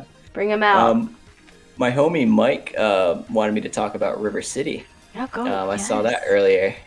And then, hold on, there was a couple other. And then Isaac had a couple questions, so I'll just keep it scrolled there. So River City was For those who haven't heard it, it was the second EP I released last year, and it was kind of like a complete flip to 777 in the sense that it was all sample based tunes, really trying to like contribute like that classic Vapor style, to the scene, I guess. Like in general, like the reason why I wanted to make it was the music I make organically, like my self-composed stuff is like not, traditional Vapor. It's more like Vapor adjacent, bordering like synthwave sometimes. And so I was like, if I'm gonna like release music in the scene, I should at least try and make an attempt at doing like a sample based album. And I was living in Richmond at the time, and it's a super dynamic city, really hip. Lots of different kinds of people, very diverse. And so I kind of wanted to like try and encapsulate some of those vibes and attitudes in music form. And so that's kind of, at least that was the inspiration for the album. And some of the tunes on there are named after actual locations in Richmond. I'm trying to think. The first song is Texas Beach. And that's an actual place that you can actually go to if you want to. I've been there many times. It's really nice. Actually, one of my favorite spots on the river, which goes into why, Richmond is called River City. It's because it's right on top of a river, basically. And then there's like Belle Isle and Pipeline. Those are all of the locations that you can go to. So it's supposed to be like an album with, they're mostly up-tempo kind of songs, but they kind of have like a little bit of a different character each. You go there, you can go be lazy, hang out on the river. There's playing nightclubs, lots of nightlife, house shows, and that kind of a scene. So I just kind of wanted to like try and take a little bit of everything. It was super fun to make, and I made it really quickly. It's probably of the music that I've released, the project I'm the most critical of. I think I could probably do it way better justice now, and I definitely intend on doing River City 2 at some point. So it'll just be a matter of time. Yes. It's a lot on the docket. Hell yeah. So will River City 2 be on like the next album, or just like as a single? It'll probably be like its own like EP, or maybe like a full length album. I haven't really decided yet because I also want to do a 777 sequel as well, which I'm in the process of making right now. So there'll be sequels to both those albums. I think my face is bleeding. That's interesting. What? I'm sorry that you guys have to look at that. And then I'll get caught up on chat. But Isaac also asked if I have any other aliases or if I thought about any other project names. So I had another alias for a little while. I look so stupid with this held up to my face, but it's better than bleeding all over myself. I had an alias for a little bit. I was gonna have a classic style alias and just to release some fun little classic style jams with. And I made one song under that alias, included it as bonus content on the River City tape release, and then was like, you know what? I don't feel like managing a second alias, so I just yeeted it. I think my take on, for me personally, my take on multiple aliases, I don't think it's for me. I understand the reason why people do them, and I think it's really cool. You're listening to an artist and you don't even know that it's the same person who's maybe someone else that you listen to and you like. But for me, because I'm so slow and my music production process takes forever, I guess like I just kind of like want to have the recognition for it. Like I guess I would rather, if I'm gonna put the time into something, I would rather have people like, hey, it's me. And not that that's my soul, the sole thing I care about, but yeah, I mean, I don't know. I'm kind of cool with just making whatever I want to make. I'm not super concerned with maintaining an aesthetic or a sound. And I think I already kind of, did that with having 777 in River City. Groovy talked about this on one of my streams, how he like doesn't want to have two separate aliases anymore. Because he's also a visceral in Groovy Kaiju, and it's Yeah, like, right. you know, he has to like split that and Yeah. stuff. No, I definitely Like, I agree. I feel where he's coming from. mm-hmm. And just yeah, I think for some people it works. Excuse me. For some people, just rather release under the name. I want to Mm-hmm. make sure people are actually even like hearing it, and I can't guarantee that I kind of otherwise. understand like the multiple aliases, Mhm. um, somewhat because of like the like um when people do make other genres or their music is a different genre. Yeah, yeah, yeah. Like some people will just like want to just listen to that other than Right. this, but Hmm. then I don't know. I think it's just like you have to split that and like it's a lot more Hmm. work for the creator. But I Right. understand from like a fan perspective, it's just like Yeah. easier for us because Right. some of us just like certain sounds and like blah blah Hmm. blah. As a fan, Right. as a Yeah. a No, I get professional that. fan here. Yeah. Yeah. um, Yeah. It's a fitting title for you. yeah. Skeleton Lipstick has a question Hmm. or something. See, Uh, where's that? it says, so here's the thing, Sev. It's not a question. Everyone Oh, a thinks little TikTok. everyone else knows more about sound design than them. You probably have tricks even some of your favorite people don't know. God. Dude, I mean, you're so right, and you can always count on Skelly to drop the facts. It's really You sweet. do have a good point. We do all have something to contribute, and part of the creation process is taking little bits and pieces from people you hear, and just like kind of making them your own. Or when you work with other people, you bring something to the table that someone else doesn't. Mm-hmm. So maybe he's got a point. Maybe I shouldn't have quite the perspective I do on collabing with some of these people. Maybe I should just like maybe I should just chill out and just like not be so hard on myself. Yes, chill out. I think most people would probably agree. Yeah, um, because you're freaking amazing. Like, oh, that girl. yeah. Um, But to tie it back into the alias stuff, the other benefit to that I can see is not having the baggage from your main alias is. You can kind of go in with a clean slate, no expectations, and you can just kind of do your thing, which is sick. And I think, one thing that I've always been worried about since I started this thing is having one sound, and that becomes the thing that people expect from me. Like that's, yeah. like you have some people who drop an album, and that's like the album and the sound that they attribute to that person forever. And when they want to move on to something new, it's like, what are you doing? So like, Typecasting. yeah, exactly. Yeah, So and I trying to totally fight get that. that. Because I'm just gonna bring up Fall Out Boy, for instance. Yeah. I, I'm a bit of a fan of them, and they I used to be too. completely changed their sound, and just like don't like it, but they wanted to try something different, but probably other people like it. But like you Right. said, like I attribute them to like rock, and they're kind of doing something not like indie Yeah, rock and no, stuff. I see It's what you're interesting. saying. I Um, think we're fortunate in like the kind of DIY, bedroom producer indie scene. mhm. I think we have like a little bit more flexibility with what we're able to do. I think so too. Yeah.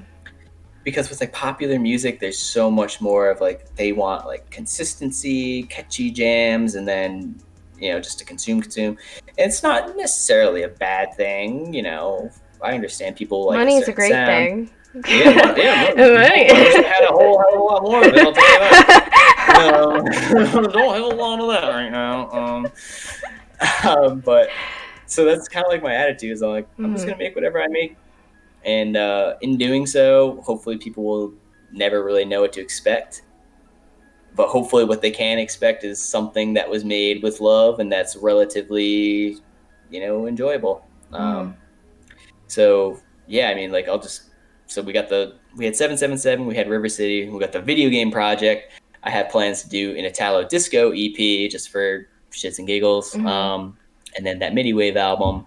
So I'm kind of like just, dipping my toes in wherever, and Mhm. I'm gonna make sure whatever it is that I make doesn't just. I'm not just gonna release something that just sucks.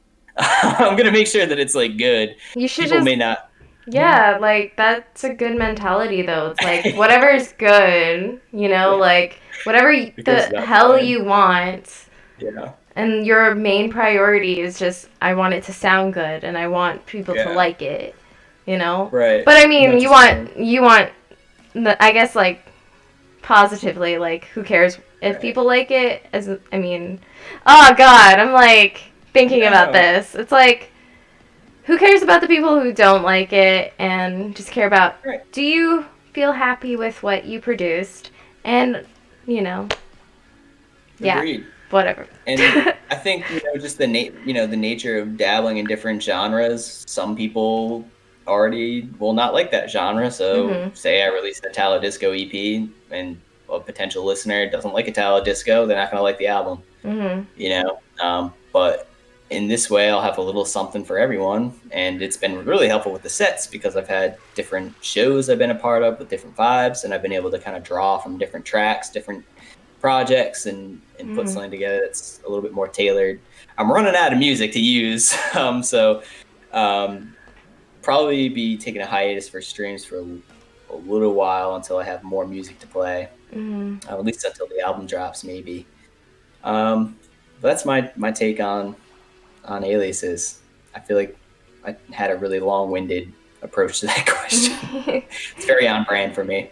Yeah, no, you're fine. You're totally Um, fine.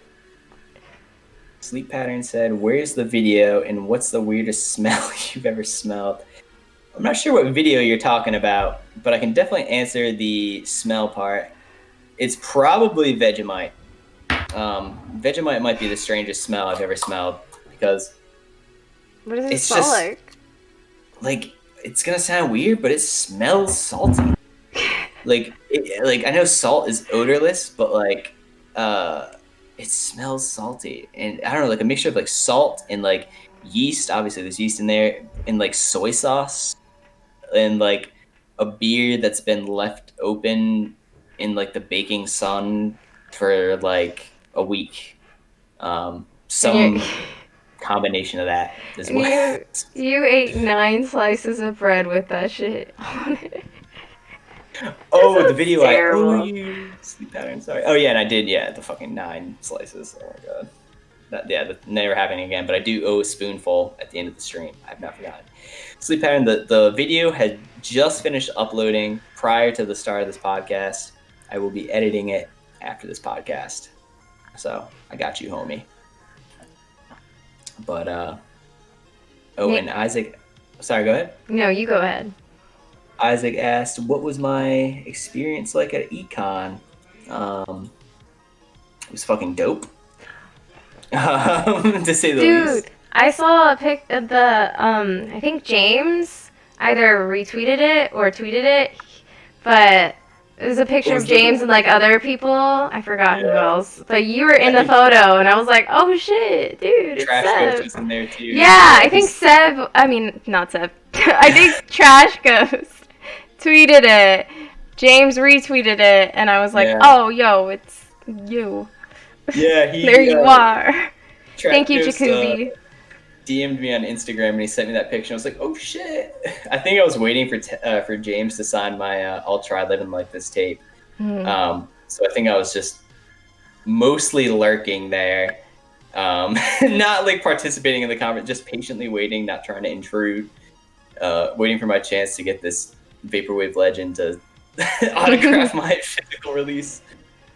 But Econ was so great, dude. I mean, you were there. I mean, we talked a couple of times. Not at Econ.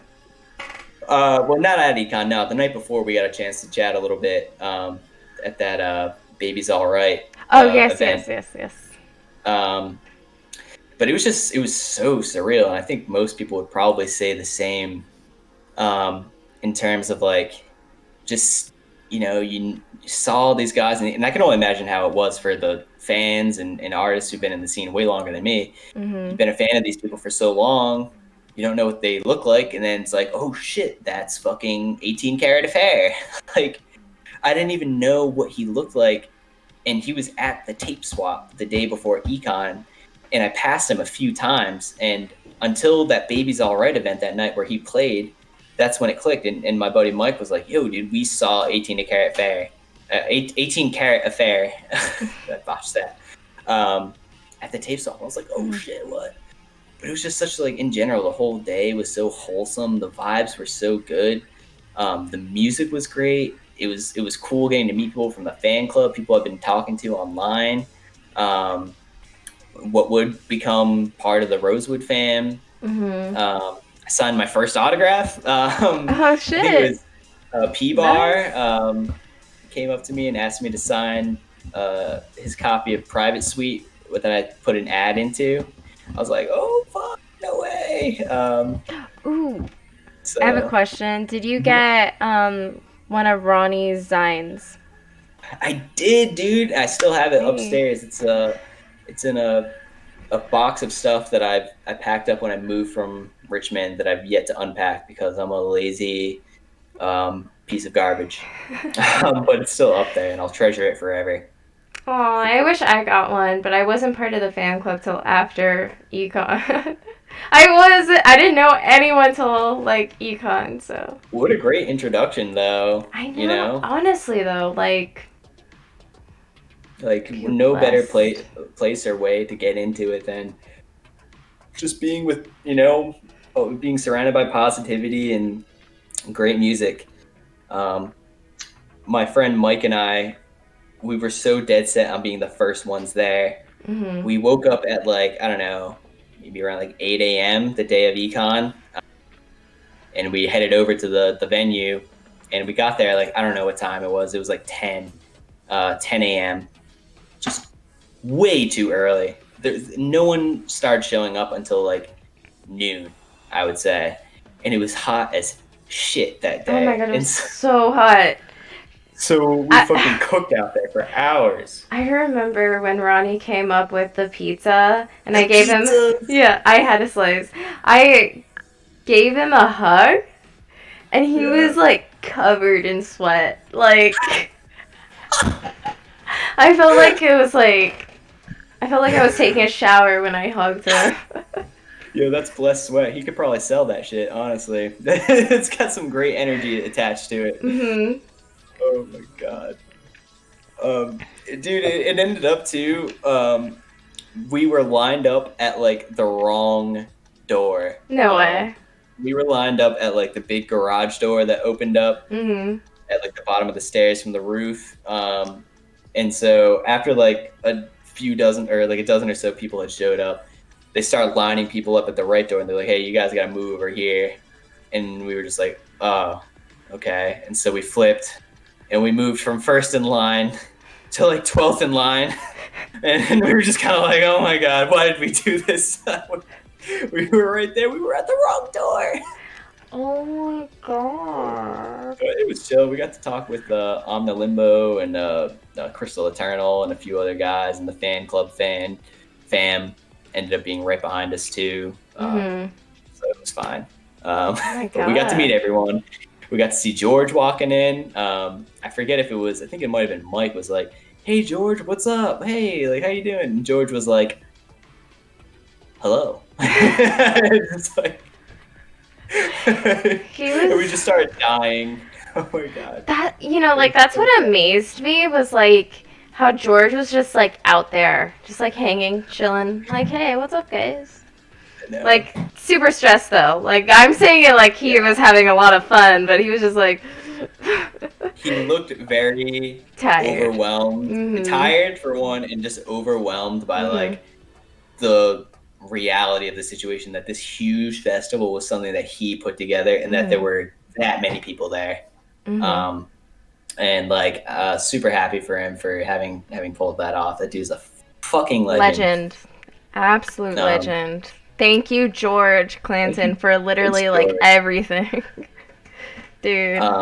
I owe that guy a lot. I ended up actually gave him a 777 tape Oh, at Econ, and I forget what I told him, but I was like super nervous, and I was like, "Hey man, I don't want to take up too much of your time." Just I don't know. I'm an idiot. I was just already like worried about being a burden, and I was like, "But I just want to let you know you're the reason why I'm still making music, and this tape and these tunes happened because of you. I just felt like I needed to give it to you. So, feel free to throw it in the garbage if you want. But I just felt like I had to give it to you. And yeah, later, dude. And I was like, oh my God, it's so Aww. George. We also met Pad. Pad was a super, super nice guy to talk to. We hung out with him, took a pic with him. I mean, there's just like a million stories. I could go on for like 2 more hours about econ, and I'm sure you have a ton of stories you could share too. What was your favorite moment? Probably Negative Gemini. I was alone because Satin Sheets was performing at the same time. I did get to see Satin Sheets, but I was alone because like my ex wanted to see Satin Sheets, so I went to see Negative Gemini because I was like, I love her. I'm gonna fucking see her. So there was, but I was like, I felt kind of like free because there was like a lot more room because Satin Sheets was in the small room. It was packed. Man, I showed up way too late. Yeah. I had nowhere to stand. Yeah. I remember like just dancing freely, and there was this one person. I wish like they were like everywhere at Econ, and we were like dancing together. And I wish I knew their name or their Twitter ad or their Instagram. Really sad face. But oh wait, I'm like saying that part, but really like, oh my god, what really got me into vaporwave was like Equip, and I just completely forgot. Equip. When I saw when I saw fucking Equipu, that was my moment. I'm remembering like another moment that I'm like, oh, that just came to my head, but really, Equipu got me into vaporwave. Like actually, like I was like, this is my aesthetic. Like I love this because it reminded me of Final Fantasy. Yeah. Yeah, I'm sorry. I'm gonna take a. I mean, that was a great moment, but no, seeing Equipu was like. Sorry, I'm gonna say his name, Equipu. Equipu. But like, no, yeah, seeing Equip was actually life changing for me. Dude, yeah, those songs and meeting him so good live. So good. We were off to like the left of the stage, my buddy Mike and I. And we were front row. I think we were actually close to you. We weren't too far away. I remember I've seen video footage of it. But video footage. Why the fuck did I say it like that? I saw a video of it, and I'm pretty sure we were in the same vicinity. But my buddy Mike and I were right next to one of the speakers. Just like the bass of some of those sounds, like especially like the Curse Breaker like title track. It just fucking like thumping. And I got to meet him and talk to him at his merch table. And I bought his Synthetic Core vinyl that he had. I think he only had one. And I was like, oh, can you sign it? And he signed it. I was like, oh, thanks, man. I'll talk to you later. And I like turned to like walk away. And he had like a can of beer right on the table. And I just fucking just like knocked it right off. Yeah. And I was like, dude, I'm so sorry. And I was like, no. He picked up the can and I put it back on here. I was like, sorry, dude. Did you buy him another beer? I didn't even think to, dude. I was so embarrassed that I fled the scene. And it didn't even occur to me until like, later in the day. I was like, I should have just fucking bought the guy another beer, you idiot. So I owe Equip a beer. Next time I see him, I'm buying him a beer. You're in his server. Just say like, hey, remember that one time? Yeah. If we ever see each other again, I got you a drink.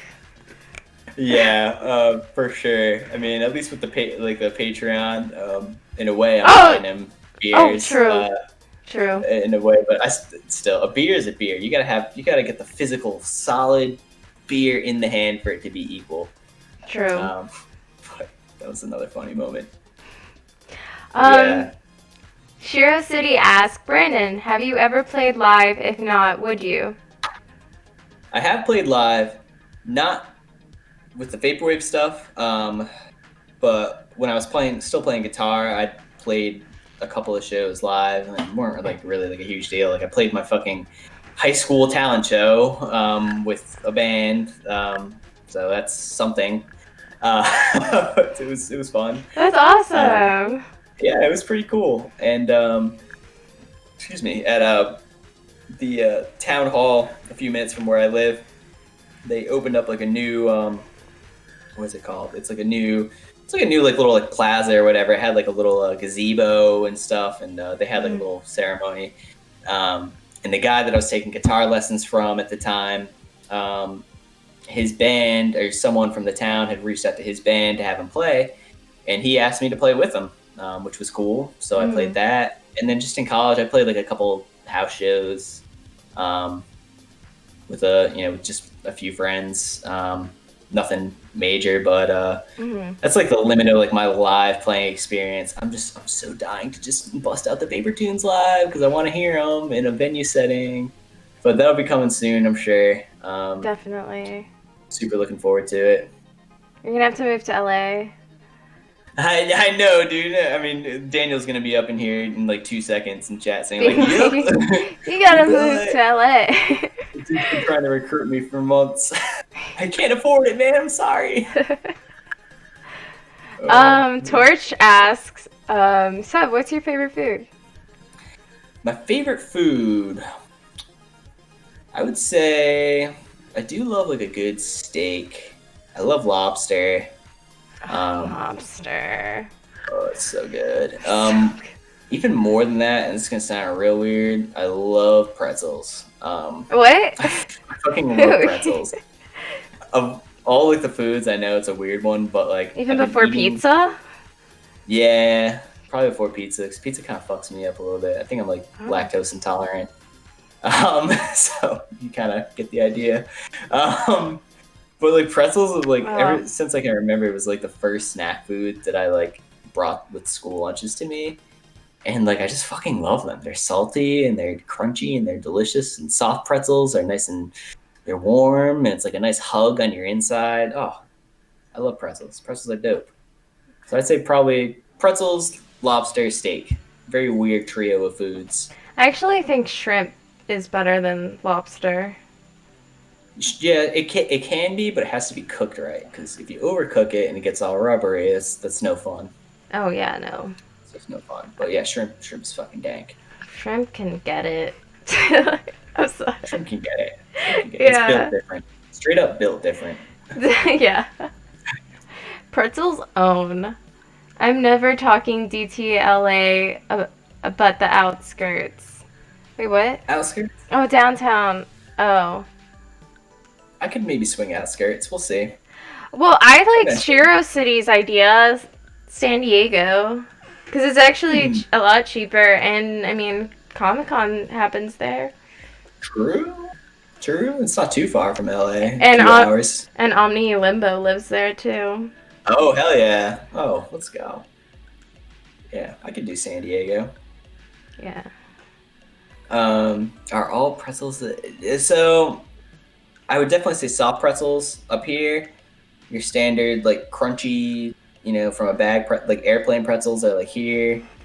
And then you get into, like, the honey mustard, peanut butter, yogurt pretzels, fudgy, like, I don't really... Those are a little lower for me. I just like your nice vanilla, salty pretzels. Salty treats. If I'm gonna be honest, I don't really like pretzels. I spilled my beer. You're like, I feel like it's a very boring snack. I don't like a lot of things, honestly. I'm just like... Do you like licorice? Black licorice, I mean? I can't say I do. I'm not a big Twizzlers guy. Not a big black licorice guy. I feel not like a big absinthe guy. Absinthe. It's not licorice. I feel like Twizzlers don't have like enough flavor. Like, why do people like this? It tastes. It's like basically. I think it's like plastic. Not that I've ever eaten plastic, but like with a hint come of on, plastic's pretty strawberry. good. Oh A yeah. little, peanut butter, a little Vegemite on your plastic, and you're cooking with gas. Oh god. But Yes. yeah, no, I don't know if I've had like legit like licorice before though, so maybe I need to try it and get off that Twizzlers BS. That's my favorite food. You make your own pretzels, Daniel?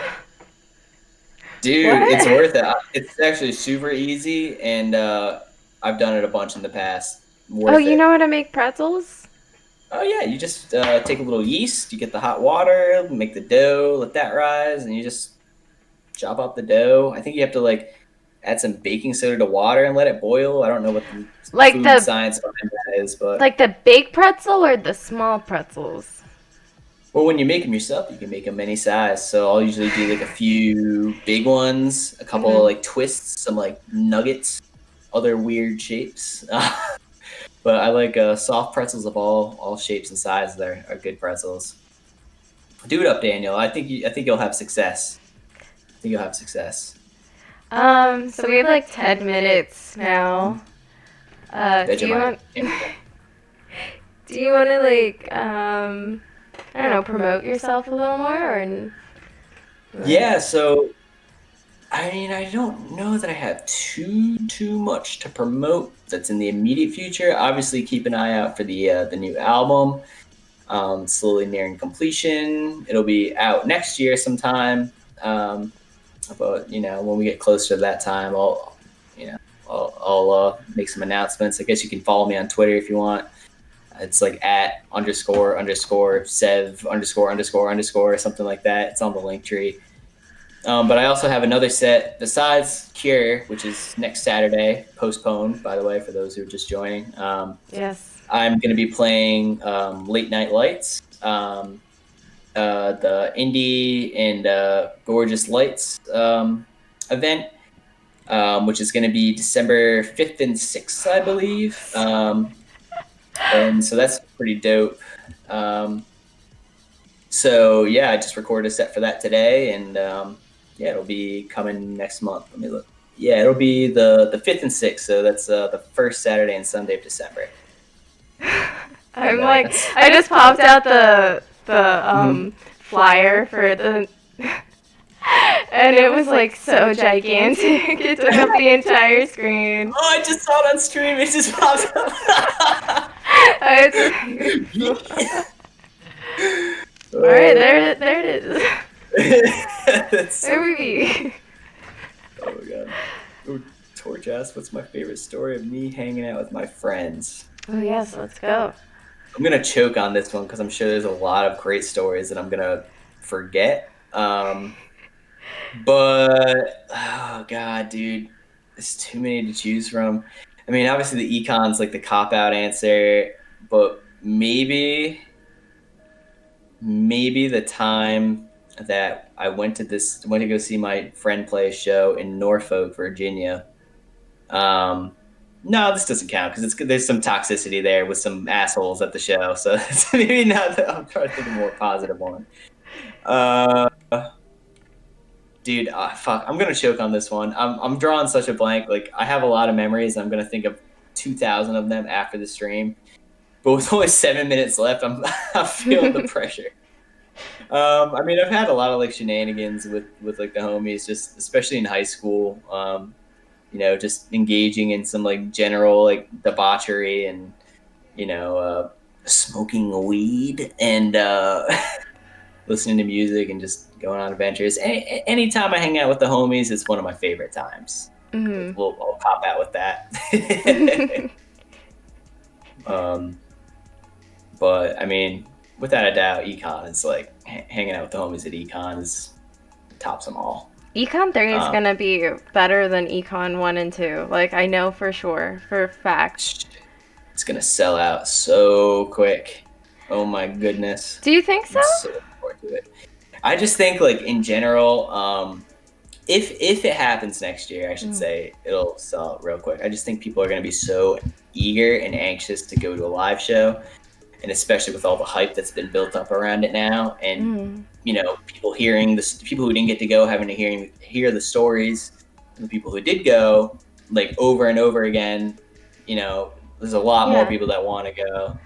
I feel though that we'll be able to go because we're in the what? George Clanton fan club. That's my money is going towards eventually getting the tickets before everybody else. That would be cool for sure. Yeah. Fan club is great. I haven't been active in the Discord in like forever, but I'm not allowed to. We would love to have you in there. I'm sure maybe you can get in there someday. But like it's just a ton of people in there, and I just feel like I've been out for so long that I don't know. I don't have much to contribute. We have 5 minutes left, so it's like Torch has a question. One last one. My bad, Seb. What's a personal accomplishment that's actually not that impressive? Actually, not that impressive. Wait, does that exist? Yeah, no, I think I see what he's getting at. Excuse me. Personal accomplishment that's actually, I guess it would be probably figuring out how to use Beats mode in Ableton properly, thanks to NRail and CompuServe. But I mean, it's not even really like an accomplishment, but it felt like an accomplishment because I had been using it so wrong for so long that when I finally got the tools, and I can like give samples the DDS treatment. It felt like an accomplishment. I was like, oh shit, new tech unlocked. So maybe that or graduating college, I would say would be the other one. These are groovy. I'll probably get back to you with some more interesting answers in Discord later. I would imagine. I'm sorry that these answers are lame. But they're not lame. They're good. They're good. Yo, I'm gonna. What? Uh-huh. Oh yeah. I say I need to get a spoon real quick. Yeah, go get that. I'm gonna spoon in a bottle of water. Okay. I'm gonna talk about my next podcast, so don't leave Your Unspeakable. But next week I'm gonna be with Uniwa.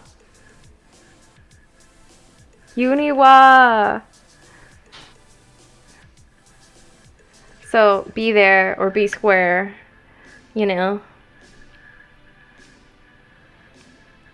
Yeah, so we're just waiting for Seb to get his Vegemite. Enrail, how are you so talented and handsome? Yeah, answer that.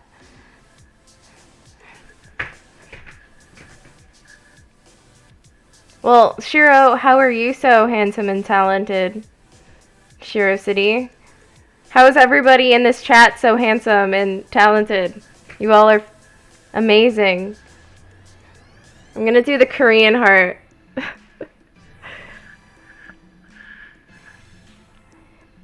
Ooh, chat is catching up with me.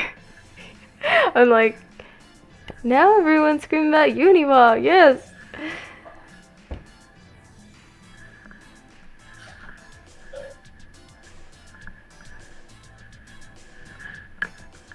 This wig makes me feel powerful.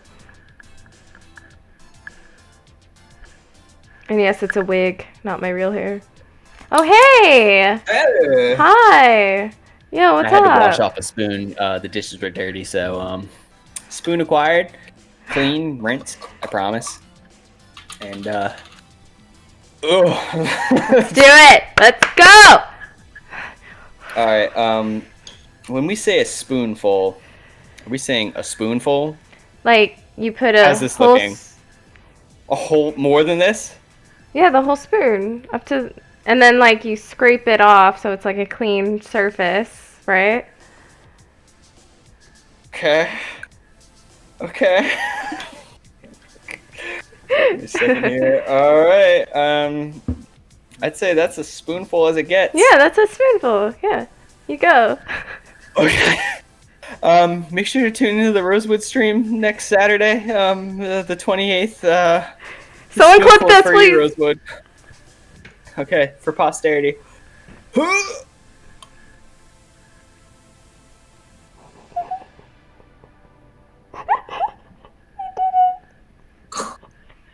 All right, now you can throw up. All right, thank you for tuning into the podcast. Uniwa next week. Got it? Uniwa. Thank you, Monica.